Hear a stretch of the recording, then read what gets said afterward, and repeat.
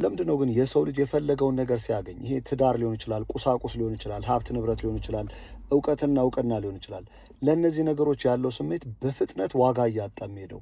ሳይኮሎጂካል ተርሙ ሄዶኒክ ትሬድሚል ይባላል። የሌለን ነገር የተሻለ ያማረ ዘላቂና ትክክለኛ ነው ብሎ የሚያስበው የጭንቅላታችን ክፍል ነው። ላውስ ኦፍ ሂውመን ኔቸር የሚለውን መጽሐፍ እያቀረብኩላችሁ ነው። አምስተኛው ህግ ደግሞ ምን ይላል? ላው ኦፍ ኮቨነንትነስ ይላል። ይህ ማለት የሰው ልጅ አእምሮ አግኝቶ ከመርካት በላይ በመመኘት በምናቡ በሚያስበው መኖርና መደሰት ስለሚችል ነው። ይህንን ነገር መቼም የምትፈልጉትን መኪና፣ ቤት ስም ሊሆን ይችላል፣ ትዳር፣ ጓደኛ ሊሆን ይችላል። ብዙ ነገሮቻችሁን የተመኛችሁትን የፈለጋችሁትን ነገሮች አግኝታችሁ የምታውቁ ሰዎች ካላችሁ ልብ ካላችሁ ይህን ታዝባችኋል። እነዛ ነገሮች ያላችሁ ፍቅር፣ ፍላጎትና ስሜት በጊዜ ሂደት አንዳንዴ በፍጥነት ወደ ታች እያሽቆለቆለ ሲሄድ ታዝባችሁ ሊሆን ይችላል። ያን ነገር መረዳት መጀመር አለባችሁ። መጀመሪያ የሚያነሳው ኦብጀክት ኦፍ ዲዛየር የሚል ነገር ያነሳል። ሰዎች ከነገሮች በላይ ነገሮቹ ሪፕሬዘንት የሚያደርጉትን የሚያሳዩትን የሚወክሉትን ነገር የበለጠ በማሰብ የመጓጓት የመፈለግ ስሜታዊ ፍጥረቶች ናቸው። ውድ የሆኑ ነገሮችን በብዛት የምንገዛው ስኬታማ ናቸው የሚባለው ነገር ሪፕሬዘንት ስለሚያደርግልን ነው። የሰው ልጅ ተፈጥሮ በደንብ አድርጋችሁ መረዳት መጀመር አለባችሁ። እነዚህን ነገሮች ለራሳችሁ በመልካም ለመጠቀም የምትፈልጉ ከሆነ ሌሎችም ሰዎች አድቫንቴጅ እንዳይወስዱባችሁ የምትፈልጉ ከሆነ 3 ስትራቴጂዎችን ተረዱ ይላል። የመጀመሪያው ኖ ወን ቱ ዊዝድራ ይላል። ፐርሰናሊ ከጓደኛ ቤተሰብ ጀምሮ ቢዝነስ፣ አርቲስትና አስተዳደር ቦታ ላይ ያሉ ሰዎች ሳይቀሩ መቼ መጥፋት እንዳለባቸው መራቅ እንዳለባቸው በልኩ መሆን እንዳለባቸው በደንብ አድርገው የሚረዱና የሚያውቁ ሰዎች አሉ።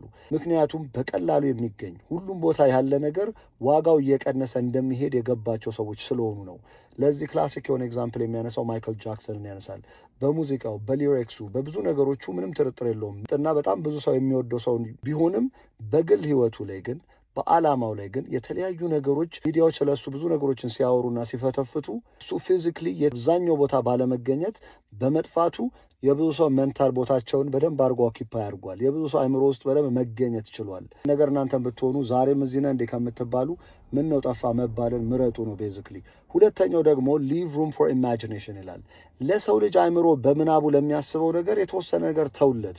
ሁሉን ካሉት እንዴት ነው ሆድ ባዶ ይቀራል እንደሚባለው ነው። እንዲሁ በተፈጥሮ የምናውቀውና ሙሉ በሙሉ የምንረዳውን ነገር ዋጋውን ስለምናሳጣው ነው። በጣም ስለምናቀለው ነው። ችላ ስለምንለው ነው።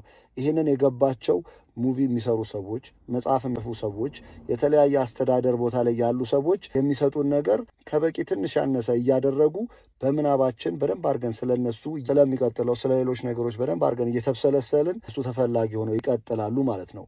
ሶስተኛው ደግሞ ክሬት ራይቨርሊ ኦፍ ዲዛየር ይላል። ሰዎች ስንባል ማህበራዊ ፍጥረቶች ነን። ሌሎች የፈለጉትን የወደዱትን ያደነቁትን የመረጡትን ነገሮች በጣም እንሻለን፣ እንፈልጋለን። ይሄ በሳይኮሎጂካል ተርሞ የሶሻል ፕሩፍ የሚባለው ነው። ቫሊዴሽን፣ ትረስት እና ቢሎንጊንግ፣ ይሄ ማረጋገጫ፣ እምነትን፣ ሰው ጋር መመደብን እንፈልጋለን።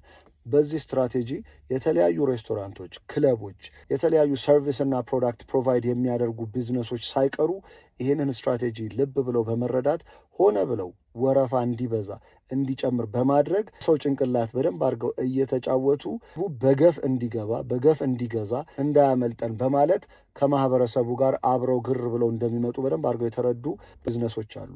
ነገር ኢቨን በሶሻል ሚዲያ ላይ ልብ ብላችሁ አይታችሁ የምታውቁ ከሆነ አንዳንድ ቫይራል የሆኑ ቪዲዮዎችን አብዛኛው ሰው ላይክ ለማድረግ፣ ኮሜንት ለማድረግ፣ ሼር ለማድረግ፣ የተለያዩ ነገሮችን ለማድረግ ወደኋላ አይልም ከማህበረሰቡ ጋር ቢሎንግ ማድረግ ስለሚፈልግ። በተቃራኒው ግን ኳሊቲ የሆነ ኮንተንት ቢኖርም ብንወደውም የፈለገ ብናደንቀውም ብዙ ሰው ላይክ ካላደረገው ብዙ ኮመንትና ሼር ካላደረገው ለማድረግ ብዙ ጊዜ እንቸገራለን። እንግዲህ ሳይኮሎጂካል የሆነ ሪዝን እንዳለው ልታውቁት ይገባል ማለት ነው። ሁል ጊዜ ከፍላጎቶቻችን 3 የሳይኮሎጂካል ፎርሶች ወይም ደግሞ የስነ ልቦና ኃይሎች አሉ። መጀመሪያው ኮንትራስት ይለዋል፣ ሁለተኛው ደግሞ ኔጌቲቪቲ ባይስ ይለዋል፣ ሶስተኛው ደግሞ ኢማጂኔሽን ይለዋል። የሰው ልጅ ብዙ ነገሮችን ለመረዳት ለማወቅ ለመገንዘብ ንጽጽር በደንብ አድርጎ ይገባዋል። ብርሃንን ለማስረዳት ስለ ጨለማ ማወቅ አለበት። ስኬትን እንዲፈልግ ውድቀትን ማሳየት አለባችሁ። የምትሰጡት ነገር፣ የሚፈልጉት ነገር፣ የሚሹትን ነገር ተቃራኒው ነገር ምን አይነት ኢምፕሊኬሽን አለው የሚለውን ነገር በማስረዳት የሚያጡትን ነገር በማሳየት በደንብ አድርጋችሁ ያን ነገር እንዲገዙ እንዲፈልጉ ማድረግ ትችላላችሁ። ሁለተኛው ኔጌቲቪቲ ባይስ የሚባል ነገር አለ። የሰው ልጅ ተፈጥሮ ካለው ነገር ላይ የሚያሳስበው ሊያጣው የሚችለው የሚያስፈራው የሚያስደነግጠው የሚያሳስበው ቴረር የሆነው ነገር ነው። ይሄን ነገር የገባቸው ሶሻል ሚዲያም ሆነ ኒውስ ሚዲያ አውትሌቶች በብዛት የሚያቀርቡላችሁ ሆረር የሆነ ኔጌቲቭ የሆነ በጣም የሚያስፈራና የሚያስደነግጣችሁ ነገሮች በብዛት በማቅረብ እንዴት ያንን ነገር እየተጠንቀቅ እየሰማ ለዛ ነገር እንዴት ተገዢ እንደሚሆን አይምሯችሁ ስለገባቸው ነው። ሶስተኛው ደግሞ ኢማጂኔሽን ነው። ሞደርን ኒውሮሳይንስ እንደ ኤፍኤምአርአይ መሽኖች አሉ። ፈንክሽናል ማግኔቲክ ሬዞናንስ ኢሜጂንግ የሚባል ነው። ይሄ አይምሯችንን ፈንክሽንና ስትራክቸሩን በደንብ አድርጎ ማየት የሚችል ነው። በዚህ ነገር ያዩት ነገር በኢማጂኔሽናችን በምናባችን የምንስለው ነገርና መሬት ላይ አውርደን የምንለማመደው ነገሮች ላይ አንድ አይነት የሆነ የኒውሮ ኬሚስትሪ የኒውሮ ትራንስሚተሮችን ኬሚካሎችን አይምሮና ሰውነታችን በማመንጨት ኤክስፒሪየንሱን ልክ አሁን ላይ እንዳለ በደንብ አድርጎ ሰውነታችን አይምሮአችን ኤክስፒሪየንስ ያደርገዋል። ይህንን ነገር መረዳት መጀመር አለባችሁ። ሁል ጊዜ አይምሮአችሁ በምናባችሁ የሚያስበውን ነገር ምንድን ነው ብላችሁ ጠይቁ። በጣም የምትወዱት የምትፈልጉት ነገር የወደፊት የምታስቡት ነገር እነዚህ ነገሮች ላይ የምትጠፉበት ምክንያት ይህ አይምሮአችሁና ሰውነታችሁ የሚያመነጩት ኬሚካሎች ምክንያት ነው። በአሁኑ ሰዓት የሞደርን ኦተንቲክ ትራፕ የሚባል ነገር ውስጥ አብዛኛው ሰው እየገባ ነው ይላል። እድሜ ለሶሻል ሚዲያ። አብዛኞቻችን ሁሉንም ነገር ህይወታችንን በሙሉ የውስጣችንን የሆዳችንን ገበናችንን በቀላሉ ለሶሻል ሚዲያ አውጥተን ዝርግፍ አድርገን እንድናወራ ሶሻል ሚዲያ ራሱ ምንድነው የምታስቡት፣ አሁን ደግሞ ሼር አድርጉ፣ ይህንን ደግሞ ስለዚህ ነገር አውሩ እያሉ ገበና እንዳይኖራችሁ እያደረጋችሁ ነው። ይህ ነገርም ትራፕ ነው። ከዚህ ነገሮች መውጣት መጀመር አለባችሁ። አላማችን መሆን ያለበት ሱፕሪም የሆነ ዲዛየር ነው።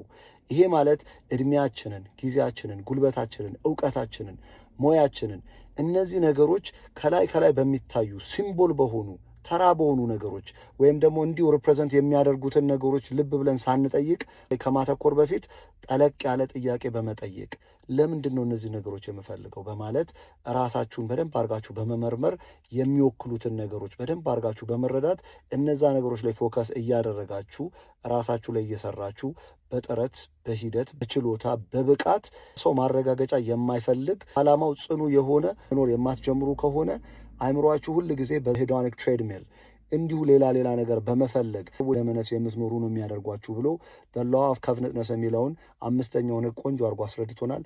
6 እና ሌሎችን ደግሞ በሚቀጥለው ቪዲዮ ሰራላችኋለሁ። ስላዳመጣችሁን ከልብ አመሰግናለሁ።